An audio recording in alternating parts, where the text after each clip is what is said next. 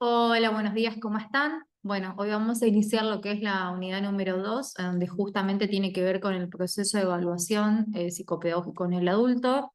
Como estuvimos trabajando en la clase pasada, la unidad uno tenía que ver más que nada con la introducción, el posicionamiento que tenemos que tener en cuanto a los psicopedagogos y la mirada clínica, ¿sí?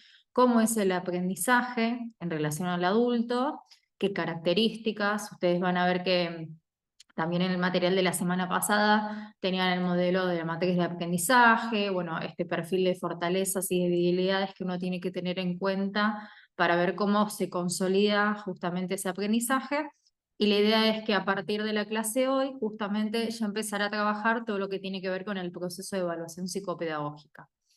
Dentro de los temas que vamos a ir trabajando, tiene que ver con el concepto del diagnóstico psicopedagógico, las diferentes áreas de aplicación, la modalidad de abordaje, las diferentes etapas del diagnóstico, la detección del problema, la evaluación formal, el plan de intervención y después el seguimiento. Después, cuáles son las características justamente de la entrevista psicopedagógica en el adulto, cuál es el encuadre que se tiene que establecer en relación al paciente y los familiares.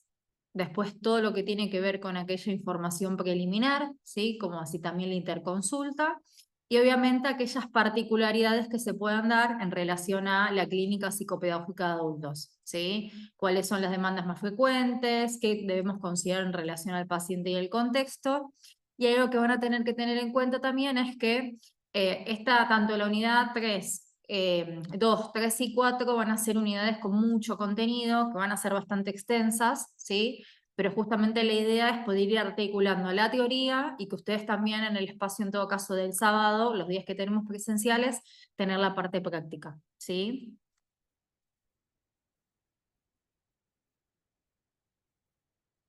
Bien, ¿qué tenemos que tener en cuenta en relación al diagnóstico psicopedagógico? Como vinimos trabajando la clase pasada, ¿no? Cuando uno piensa, ¿no? La clínica psicopedagógica, nuestra intervención, tiene que ver con un proceso integral, ¿sí? Que tenemos en cuenta todos los aspectos, ¿no? Esto que yo les decía la semana pasada, bueno, el modelo ecológico con Fermier, ¿no? Bueno, lo biológico, lo psicológico, lo social, los diferentes sistemas, ¿sí? La mirada integral que tenemos que tener en cuenta nosotros como profesionales. De esa manera, justamente poder comprender las características individuales de ese paciente para justamente poder aplicar ahora la matriz de aprendizaje, ¿sí? Identificando las fortalezas, las debilidades y aquellas necesidades de esa persona. Este diagnóstico obviamente va a tener que ver con una correlación y cierto análisis de información que va justamente a implicar cierto detalle en cuanto al funcionamiento cognitivo, emocional, social del individuo. Obviamente el objetivo principal, ¿sí? Es luego llevar a cabo un perfil completo de la información que uno va recaudando para dar lugar a ciertas estrategias personalizadas y mejorar el aprendizaje y el desarrollo de esa persona. Bien, como ustedes habrán visto en las demás materias, pero para volver a repetirlo, cuando uno habla de diagnóstico psicopedagógico en las diferentes etapas, ¿no?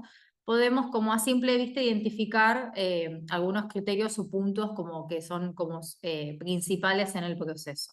Lo que tenemos que tener en cuenta es que en todo proceso evaluativo tiene una consecución de pasos que comienza con un inicio, un desarrollo y un cierre, ¿sí? Y que justamente todos estos momentos, parte del diagnóstico, van a ser, ¿no? Después a tener el perfil de la persona. Algo que tenemos que tener en cuenta es que el primer contacto que tiene la persona con nosotros, ¿sí? La familia o la persona, ahí surge lo que es el primer paso que tiene que ver con el motivo de consulta, ¿no? ¿Por qué es que solicita una evaluación o un diagnóstico psicopedagógico? Después, la segunda parte tiene que ver con la entrevista, ¿sí? Como veníamos hablando en la clase pasada y después lo vamos a ir trabajando en esta unidad, la entrevista en el adulto tiene otras características en relación a lo que es los niños y adolescentes. Esto que yo les comentaba en la clase, ¿no? Donde generalmente uno apunta a poder convocar no solo a la persona que está teniendo la dificultad, sino que también a la familia, en algunos casos para poder constatar que esa información sea certera, ¿sí? O aquí al cuidador. A partir de eso, de esa entrevista, uno plantea cierta hipótesis, ¿no? Toda aquella información que uno puede justamente recaudar en ese momento de la entrevista, si tiene capaz estudios complementarios, si tiene algún tipo de otra información, algún antecedente familiar, ¿no? Eso nos ayuda a poder identificar qué es lo que está ocurriendo y por qué está presentando esta dificultad a la persona.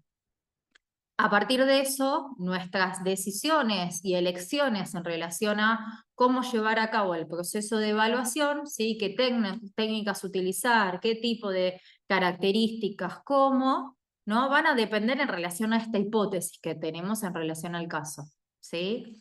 Ahí lo que vamos a tener que hacer es un análisis y una integración en relación a ese diagnóstico, luego de haber podido justamente evaluar todos los aspectos que creemos que puedan ser considerados en relación a la dificultad y a partir de después uno, para finalizar, debe realizar el informe y la devolución, ¿sí?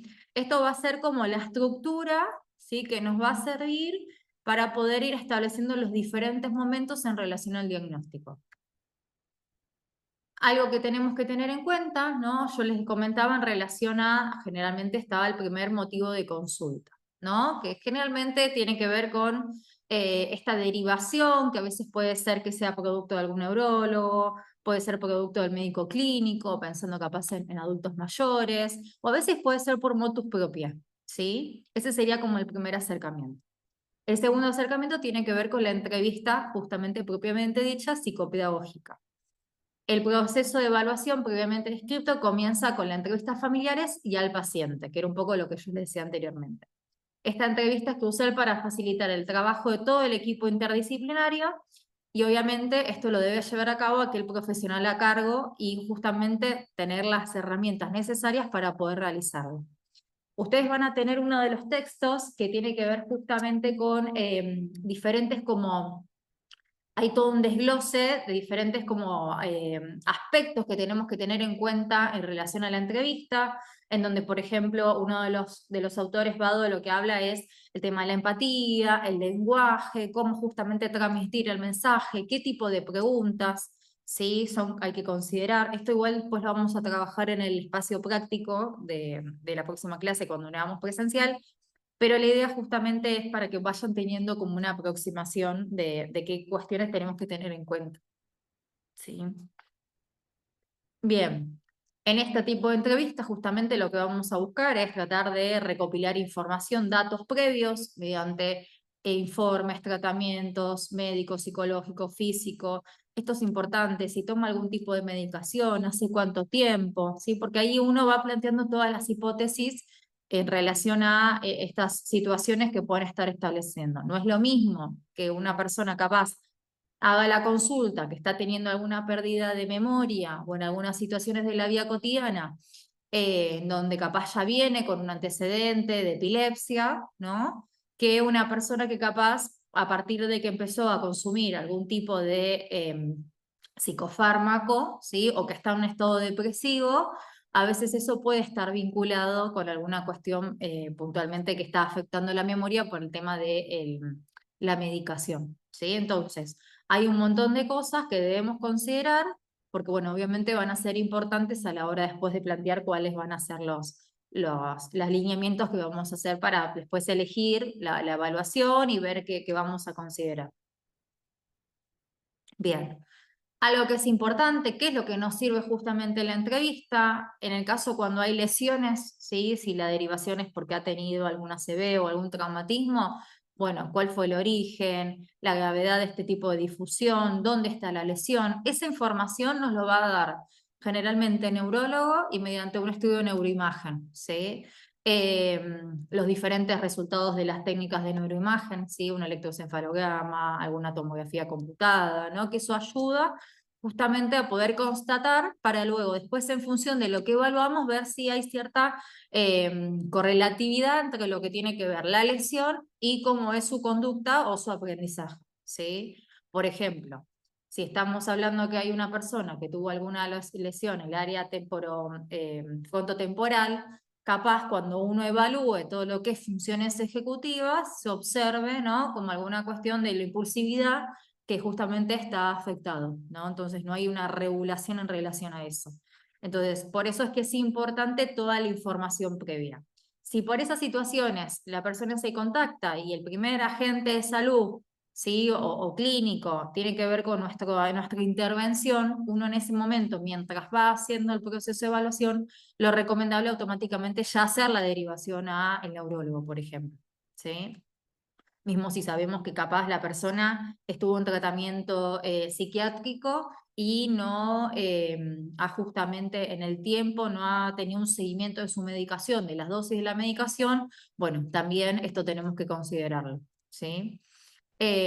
Bueno, si hubo alguna presencia de ciertas complicaciones asociadas a alguna situación física, cognitiva, emocional, funcional, aquellos tratamientos que ha recibido, algunas personas cuando solicitan una evaluación, te refieren que si tuvieron, por ejemplo, un accidente cerebrovascular, capaz tuvieron la intervención al momento de la lesión, ¿no? Pero después no tuvieron tratamiento. O algunos los primeros 2 meses sí tuvieron kinesiología, terapia ocupacional, pero nunca le hicieron una evaluación cognitiva.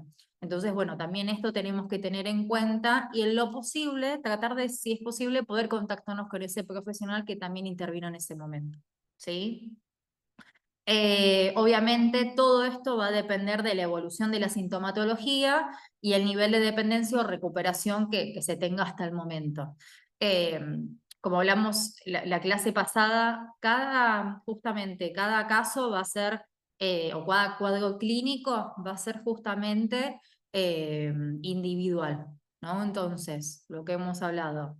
Y como lo vemos capaz en niños o en otras situaciones, un diagnóstico no determina el 100%, ¿sí? Cómo va a ser su evolución, qué recursos va a tener, cómo va a ir avanzando. Y siempre es la importancia que en todo esto que hagamos, el apoyo también a nivel familiar y de sostén a nivel de los diferentes agentes o personas que estén cercanas justamente acompañando en este proceso. Bien, algo que tenemos que tener en cuenta tiene que ver justamente que los objetivos principales de la entrevista en el adulto es conocer el estado del paciente, todas las áreas en relación a donde tiene que ir.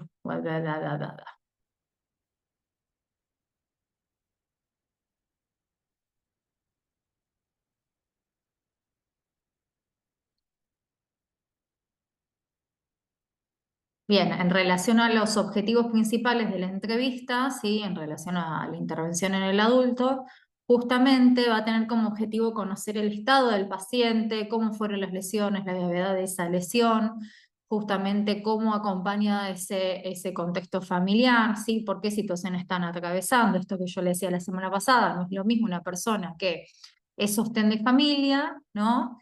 En donde capaz, además de la exigencia de intentar rehabilitarse, también está la otra cuestión que tiene que ver con un tema de, obviamente, poder sostener a nivel económico, a nivel familiar, ¿no? En primer lugar, obviamente, conviene realizar un informe, analizar cada uno de los informes detalladamente, justamente para tener alguna primera impresión en relación al caso.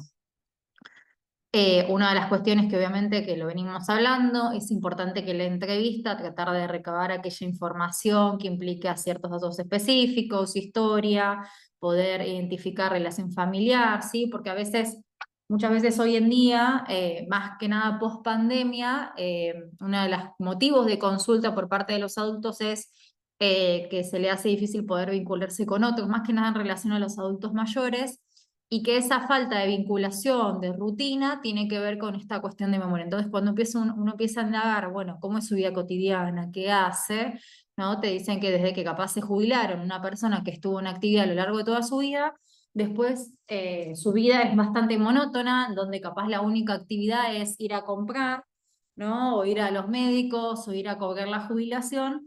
Y la idea justamente es, bueno, poder identificar si estas dificultades que está presentando tienen que ver con en sí alguna deficiencia real o es más que nada contextual en función de la situación. Entonces, por eso es importante todas aquellas preguntas que hagamos durante la entrevista, ¿sí? A partir de todo esto nos va a permitir analizar los diferentes resultados para lo que luego vamos a llevar a cabo mediante las evaluaciones neuropsicológicas que vamos a estar estableciendo. A nivel clínico, obviamente, lo que vamos a evaluar es la conciencia del déficit, del estado emocional, actual y previo, los diferentes factores de personalidad que estén ejerciendo o manifestándose y la diferente sintomatología de los trastornos conductuales. Lo que se va a plantear justamente, lo más relevante, tiene que ver con tratar de darle sentido a la capacidad funcional previa que tiene la persona o ha tenido la persona y el estado actual, ¿sí? Por eso es que yo hago hincapié, y un poco también lo estuvimos hablando en la clase pasada, la importancia de que estas entrevistas con adultos sean generalmente en lo posible, por lo menos la entrevista, ¿sí? En conjunto con algún familiar, ¿sí? O algún cuidador, para poder constatar la información, porque a veces cuando el deterioro es mayor, justamente no está la conciencia de enfermedad, ¿sí? O la conciencia de este malestar o dificultad. Entonces, bueno, nada, también dependiendo del caso, ¿sí? Bien, teniendo en cuenta un poco los diferentes momentos de este proceso, ¿sí? Del proceso del diagnóstico psicopedagógico en adultos, eh, dijimos que, bueno, la primera parte era el motivo de consulta, ¿no? Porque venía, llevamos a cabo la entrevista y a partir de esto después comienza toda una segunda parte donde implica justamente eh, todo lo que tiene que ver con la hipótesis del plan de trabajo. Acá es importante, sí, es la suposición que cada uno haga y formule en función de los problemas de aprendizaje que entendemos que está teniendo esta persona, ¿sí? Siempre esto tenemos que hipotetizar, ¿sí? Eh, Esto se va a basar en función de aquella información que pudimos obtener a lo largo de la entrevista, ¿sí?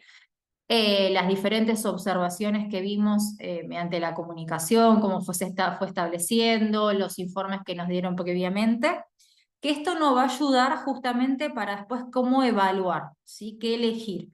Ahora nosotros vamos a pasar a otro concepto que para mí es sumamente importante, que tiene que ver con el árbol de decisiones. El árbol de decisiones es como una imagen bastante visual, ¿sí?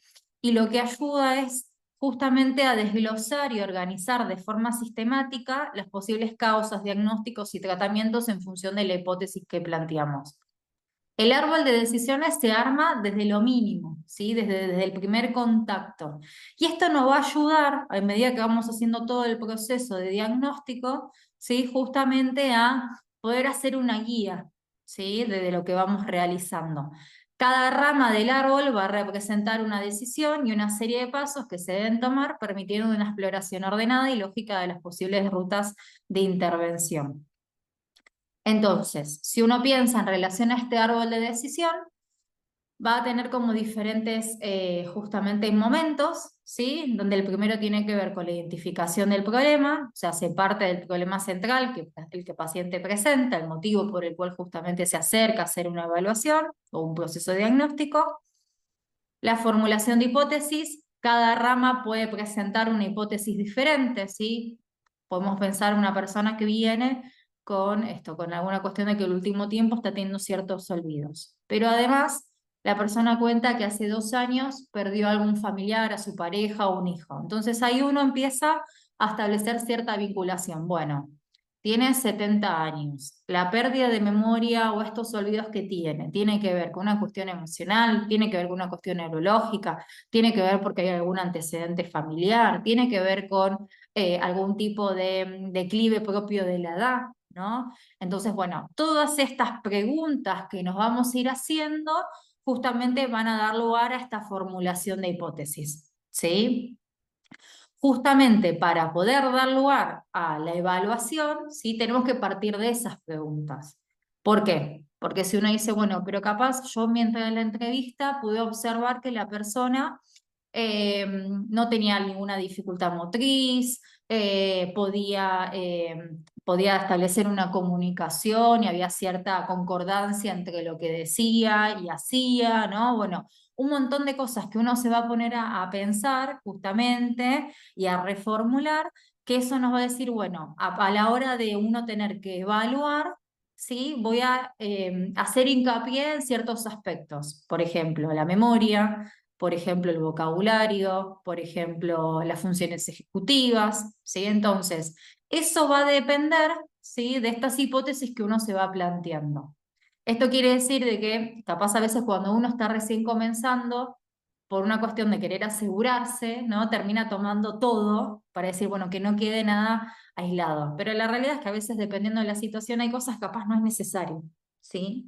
Entonces, por eso la importancia de del concepto del árbol de decisión, que también les puede servir, esto es pensado desde una mirada clínica, entonces también les puede servir capaz en una intervención con niños, ¿sí? Bien. Después, todo lo que tiene que ver a partir de esa evaluación, los resultados esperados, ¿sí? Los posibles resultados de cada intervención o puntualmente en este caso de la evaluación y cómo estos van a guiar estas decisiones que vamos a establecer y como último la base de los resultados, o sea, a partir de justamente de haber identificado el problema, formulado la hipótesis, haber evaluado, por ejemplo, la memoria, la atención, las funciones ejecutivas. Digo, bueno, este señor capaz puede pasar que está todo perfecto. Entonces ahí uno justamente puede reformular un poco más y afianzar capaz algunas de estas primeras hipótesis, que era parte de las primeras como partes de la rama de este árbol, en donde, bueno, capaz esta dificultad tiene que ver más que nada por una cuestión emocional. ¿Sí? Entonces ahí obviamente nuestra intervención y después cuando uno haga la síntesis diagnóstica, la derivación propiamente dicha va a ser orientada, ¿no? A este caso en particular y a la necesidad de esta persona y del paciente. ¿Sí? Bien. En relación a lo que tiene que ver con la evaluación psicopedagógica en el adulto, lo que tenemos que tener en cuenta, si volvemos a lo que fue la unidad número 1 en relación a la matriz de aprendizaje, nosotros lo que vamos a hacer es evaluar cuál es el desempeño de esa persona, ¿sí? Cómo justamente realiza sus aprendizajes, qué recursos tiene, cuál es su perfil cognitivo, cómo aprende, ¿sí? Cómo están en funcionamiento y generalmente esto se va a establecer en relación a ciertos parámetros, ¿sí? Y mediante pruebas, dado que, como yo les decía anteriormente, la intervención nuestra en este estilo tiene que ver una mirada más bien neuropsicológica, entonces, bueno, justamente vamos a utilizar técnicas de índole más bien justamente cuantitativas, ¿sí? Ahora, ¿esto quiere decir que no podamos tomar capaz algún tipo de técnica proyectiva? No, porque justamente lo que estamos planteando acá es que la materia tiene que ver con directamente clínica, ¿sí? Psicopedagógica, no es una materia de neuropsicología. Entonces, a veces puede pasar, en esto que yo les decía el caso anterior, capaz un señor que la situación o el declive de ciertas funciones no tiene que ver en sí por el declive en sí, sino que justamente hay otros motivos que hacen que esté teniendo estos olvidos, ¿no? Entonces ahí uno puede apelar, ¿no? A algún tipo de técnica proyectiva, ¿sí? Como es, por ejemplo, no sé, el HTP o algo por el estilo, para ver qué puede desplegar, ¿no? Justamente en ese tipo de evaluación. Pero bueno, más que nada para que lo tengan en cuenta porque también es importante, ¿sí? Y es esto de que nosotros, como veníamos hablando de la clase pasada, nuestro rol profesional requiere muchas veces de tener esta flexibilidad cognitiva, ¿sí? De en algunas cuestiones tener que pesquisar algo, ¿no? Y poder hacer un cambio de lo que uno también intentó o quiso plasmar o quiso llamar en relación a la intervención que se iba a hacer en cuanto a la evaluación, ¿sí? Bien, entonces, generalmente, ¿qué tipo de evaluaciones técnicas vamos a utilizar? Van a haber como tres grandes grupos. Uno tiene que ver con los test breves o de rastreo cognitivo, ¿sí? Generalmente estos se caracterizan por ser test de más o menos 10-15 minutos, ¿sí? En donde a simple vista, ¿sí? En un ratito uno puede tener un pantallazo general de diferentes funciones cognitivas. Después, baterías neuropsicológicas más bien generales, más profundas, ¿sí? Y después test específicos para cada función. Nosotros vamos a ir justamente desglosando, lo vamos a ir trabajando en la materia, porque bueno, a partir de lo que estuvimos hablando también la clase pasada, ¿no? De capaz de la importancia de poder retomar todo esto, justamente para que puedan nada, ir incorporando este tipo de herramientas, ¿sí? Bien, vamos a arrancar con lo que tiene que ver con los tres breves o de rastreo cognitivo. Yo puse tres ejemplos, ¿sí? De diferentes test de este estilo.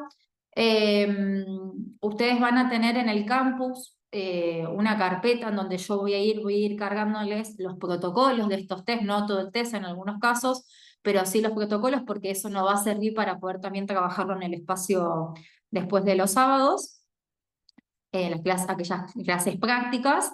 Y la idea justamente es que puedan tener un acercamiento un poco más con lo que se está evaluando. Bien, uno de los primeros test tiene que ver con lo que es el mini mental, ¿sí? Que es un test breve, generalmente no tarda más de 15 20 minutos, ¿sí? En donde justamente uno lo que hace es establecer ciertas preguntas vinculadas a o aspectos o evaluar aspectos que tengan que ver con la orientación, todo lo que tiene que ver con la concentración, el cálculo, la memoria y la construcción. Entonces, en este tipo generalmente de pruebas, de test de screening, hay diferentes ítems, ¿sí? Que justamente lo que hace es evaluar la orientación, cuál es el día, la fecha, el horario de forma estimativa, ¿sí? En dónde estamos, ¿sí? Es algo que se replica en la mayoría. Después algunas pruebas que tengan que ver con cálculo para ver el tema de la serie numérica, la memoria de trabajo, ¿sí? Cómo retiene esa información, ¿sí? Cómo puede hacer los procesos, porque generalmente se le solicita que lo haga sin el apoyo concreto, ¿sí? Después tener que evocar y recordar algunas palabras que se les dice, ¿sí? Y después todo lo que tiene que ver en relación a la construcción, que es tratar de trabajar lo que es lo visoconstructivo, la Gestalt, ¿sí? Más bien lo perceptivo también. Entonces, generalmente es un tipo de evaluación que en poco tiempo, ¿sí? Se puede administrar y te da un pantallazo general de qué aspectos cognitivos, qué situación cognitiva está la persona. Bien, otra de las evaluaciones, yo generalmente puntualmente, para mí este es mi preferencia entre lo que son los screening, que tiene que ver con el MoCA, Montreal Cognitive Assessment, que justamente también parte de la misma estructura, ¿sí? En donde tiene una parte, a diferencia del anterior, que en este sentido me parece que está bueno, tiene un apartado donde la persona tiene que establecer una secuencia, así como es el test trend making, que igual después lo vamos a ver más en profundidad, para evaluar, que ayuda para evaluar todo lo que es funciones ejecutivas, planificación. Entonces la persona lo que tiene que ir uniendo es letra y número en función del orden, ¿sí? Luego lo que tiene que hacer es copiar un cubo y después tiene que copiar o armar en realidad un reloj lo más completo posible con una hora determinada, ¿sí? Después se le pide a la persona justamente poder identificar diferentes animales, justamente para ver ahí cómo evoca esa información y los conceptos, más todo lo que tiene que ver con una cuestión semántica. Después, en relación a lo que es la memoria, se evalúa en primera instancia memoria a corto plazo, porque se le dice unas palabras y la persona inmediatamente tiene que repetirlas.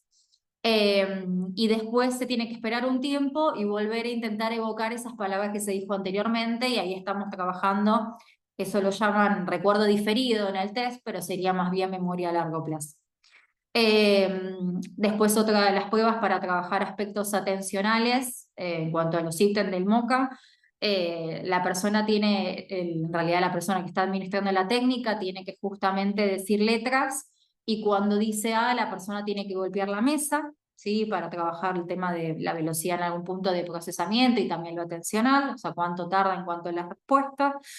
Después hay una parte del lenguaje que tiene que justamente eh, la persona tratar de repetir una oración, dos oraciones que uno le dice. Después está todo lo que tiene que ver con abstracción, que la idea es poder identificar categorías, y esa modo un poco como semejanza de la escala Wechsler, en donde justamente se le pide a la persona en que se parecen, por ejemplo, una regla y un reloj, y la persona lo que debería contestar es que ambos tienen números o como que son medidas que miden justamente tanto el tiempo o todo lo que tiene que ver con centímetros, metros. Bien, y después, como igual en relación a lo que era el test anterior, también se evalúa al finalizar todo lo que es orientación, día, fecha, hora aproximada, para ver en qué parámetros está, ¿sí? Y una de las técnicas que generalmente nosotros no lo usamos tanto, pero Los terapeutas ocupacionales sí, y a veces también ellos cuando hacen una derivación solicitan este tipo de evaluación, porque están más familiarizados, es el ASER, que también tiene la misma modalidad, ¿sí? Empieza con la parte de temporespacial y temporal, justamente para identificar año, estación, mes, fecha, día, atención, concentración, memoria, o sea, sí en este tipo de pruebas eh, mantiene más o menos la misma estructura, ¿sí? Entonces, justamente es más sencillo y en todo caso después la elección tiene que ver con la facilidad o cómo uno se siente cómodo al poder utilizarlo. A diferencia del MOCA, ¿sí? El láser y justamente el Mini Mental no tiene la parte ejecutiva que tiene el MOCA, que yo les decía anteriormente que para mí puntualmente me parece un poquitito más completo en ese sentido, ¿sí? Más que nada cuando hay cuestiones más del reinhibitorio o de planificación, que eso en ese sentido uno tiene un pantallazo general y uno puede identificar un poco más aquellas dificultades que está presentando, ¿sí? Bien, nosotros vamos a hacer la segunda parte de la videoclase, ¿sí? En donde ahí vamos a comenzar con diferentes baterías y evaluaciones neuropsicológicas a nivel general y después aquellos justamente test específicos en función de cada función.